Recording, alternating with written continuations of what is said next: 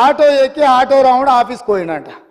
మళ్ళీ దాంట్లో మాత్రము లోపల కెమెరా పెట్టిరు అధ్యక్ష. ఆయన ఎక్కింది దిగింది షూటింగ్లు చేయడానికి. ఏంది అధ్యక్ష ఈ డ్రామా? ఏంది డ్రామా? ఏంది ఇది? మేము ఈ తెలంగాణ సమాజంలో ఉన్న ఆడబిడ్డల్ని హక్కున చేర్చుకోవాలన్న ఆలోచనతోని, ఒక మంచి ఆలోచనతోటి ఆర్టీసీ బస్సుల్లో ఆడబిడ్డలకు మేము ఉచిత ప్రయాణం కల్పించినాం. 2014 నుంచి 2019 వరకు మంత్రివర్గంలో ఒక్క ఆడబిడ్డ కూడా మీరు మంత్రి పదవి ఇవ్వకపోయినా అక్కడ ఉన్న వాళ్ళు ఏ రోజు కూడా ఒక్క ఆడబిడ్డ కూడా మంత్రి పదవి ఎందుకు ఇవ్వలేదు సార్ అని అడిగిన వాళ్ళు కాదు పాపం. ఎందుకంటే అడిగేంత సాహసం చేస్తే వాళ్ళకి ఆ ఉండే ఉద్యోగం కూడా ఉండదన్న సంగతి వాళ్ళకి తెలుసు. కాబట్టి వాళ్ళు మంత్రి పదవులు ఇవ్వకపోయినా కోట్లాది మంది ఆడబిడ్డలకు మా పొన్నం ప్రభాకర్ గారు మేము మొదలుపెట్టిన బస్సు ప్రయాణాన్ని టోటల్గా ఆడబిడ్డలందరికీ కూడా చెప్పి ఉచితంగా బస్సు ప్రయాణం ఇస్తే దాదాపుగా అధ్యక్ష ఇప్పటి వరకు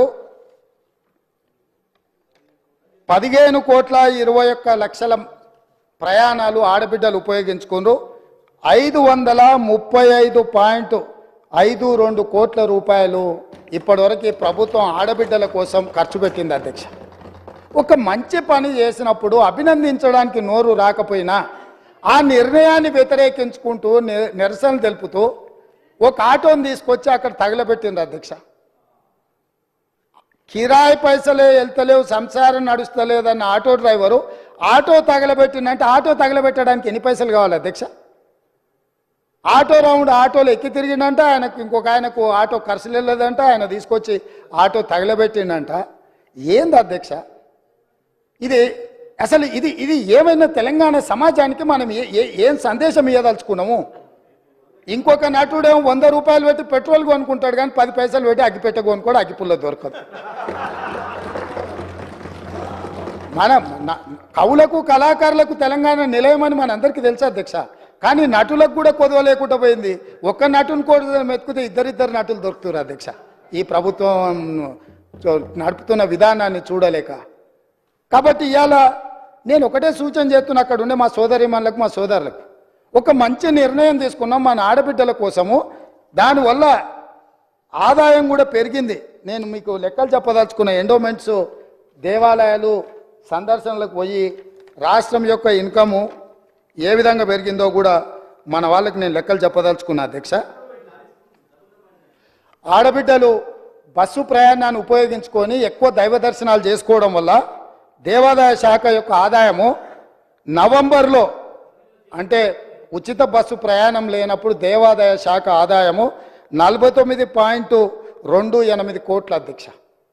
అదేవిధంగా డిసెంబర్లో మేము ఉచిత బస్సు ప్రయాణం మొదలుపెట్టినాక ఆడబిడ్డల కుటుంబ సభ్యులతోని యాదగిరిగుట్టనో లేకపోతే జోగులాంబనో లేకపోతే ఇతర దేవాలయాలు భద్రాచలంలో రాములవారినో ఇట్లా వివిధ దేవాలయాలను సందర్శించుకోవడం వల్ల డిసెంబర్ నెల ఆదాయము 93.24 కోట్ల రూపాయల అధ్యక్ష.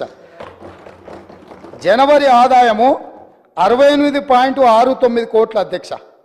అంటే ఈరోజు ఆడబిడ్డలకు బస్సులో ఉచిత ప్రయాణం కల్పించడం వల్ల ఆడబిడ్డలు చాలా కాలం నుంచి కుటుంబ సభ్యులతో దైవ దర్శనం చేసుకోవాలన్న ఆలోచన ఉండి అవకాశం రాక ఆర్థిక పరిస్థితి అనుకూలించక ఇవాళ మా ప్రభుత్వము ఆడబిడ్డలకు ఉచిత బస్సు రవాణా సౌకర్యాన్ని కల్పిస్తే దైవ దర్శనం వల్ల దేవాదాయ శాఖకు ఆదాయం పెరిగింది అధ్యక్ష. ఇది ఒక మంచి శుభసూచకం.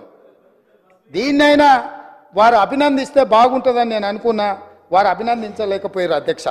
అదేవిధంగా అధ్యక్ష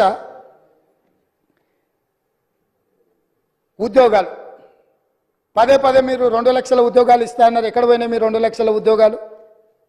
అసలు తెల్లారేయాలి కదా అధ్యక్ష. మీ ఉద్యోగాలు పోయిన దుఃఖంలో మీరున్నారేమో కానీ నిరుద్యోగ యువకులు ఆ దుఃఖంలో లేరు అధ్యక్ష. ఉద్యోగ అవకాశాలు కల్పించాలంటే దానికి ఒక ప్రాసెస్ ఉంటుంది అధ్యక్ష, ఒక విధానం ఉంటుంది. జస్ట్ లైక్ దట్ ఇట్లా చేయడానికి ఉండదు. గతంలో మీరు చేసినట్టు మేము చేయలేము.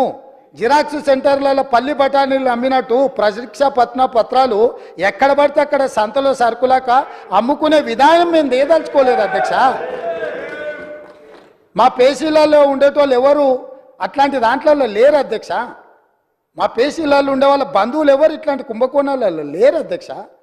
మేము మీలాగా కాదు, మీరు మీలాగా మమ్మల్ని ఎందుకు అనుకుంటున్నారు?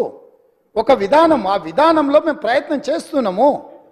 గతంలో మీరు నియమించిన వాళ్ళకి అర్హత లేదని హైకోర్టు చెప్పింది సభ్యులుగా. వాళ్ళని తొలగించమంటే, రాజీనామా చేయమని అంటే వాళ్ళు విస్మించు కూర్చుంటే కొన్ని విధి విధానాల వల్ల వాళ్ళని తొలగించడానికి కొంత ఆలస్యమైంది. వాళ్ళ వెనకాల కూడా మరి మీరే ఉన్నారా అంటే నాకు తెలియదు, అది మీరు చెప్పాలి ఉన్నారో లేరో. ఏదేమైనా వాళ్ళని తొలగించడము, కొత్తగా నోటిఫికేషన్ ఇవ్వడం, కొత్తగా ఆహ్వానించడం, చైర్మన్గా అదేవిధంగా సభ్యులుగా నియమించడం, ఇదంతా కూడా ఒక ప్రాసెస్.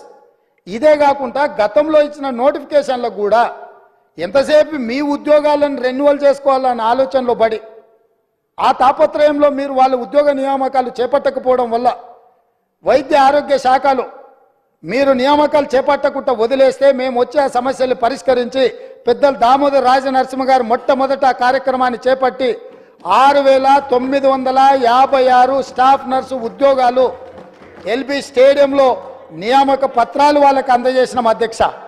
ఇది మా చిత్త